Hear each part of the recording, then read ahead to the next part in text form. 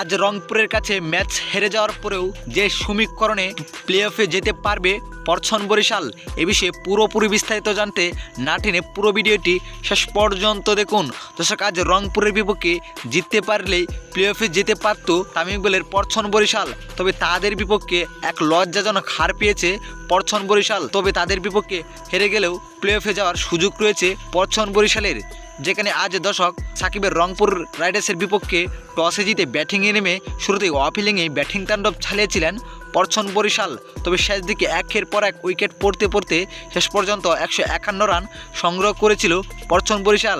এ রানের জবাবে ব্যাটিংয়ে নেমে অফিলিংয়ে ব্যাটিং তাণ্ডব চালিয়েছিলেন রংপুর রাইডার্স। তবে শেষ দিকে বরিশালের মতো একের পর এক উইকেট পড়তে থাকেন। তবে শেষ পর্যন্ত পরছন বরিশালকে হারিয়ে বিশাল জয় রংপুর রাইডার্স। এদিকে এই ম্যাচ হেরে যাওয়ায় অনেকে ভাবছেন যে প্লে অফে আর যেতে পারবে না পরছন বরিশাল। তবে এখানে আরেকটি সমীকরণ রয়েছে পরছন বরিশালের কাছে, যেখানে কাল চট্টগ্রামের শেষ ম্যাচ, যদি কাল চট্টগ্রাম নিজেদের শেষ ম্যাচ খুলনার কাছে হেরে যায় তাহলে মোট 12 পয়েন্ট থাকবে, অন্যদিকে বরিশালেরও 12 পয়েন্ট থাকবে। কিন্তু বরিশালের আরেকটি ম্যাচ আছে কুমিল্লার সাথে, যদি কুমিল্লার সাথে বরিশাল জিতে যায় তাহলে কোনো সমীকরণ ছাড়াই প্লে অফে যেতে পারবে পরছন বরিশাল।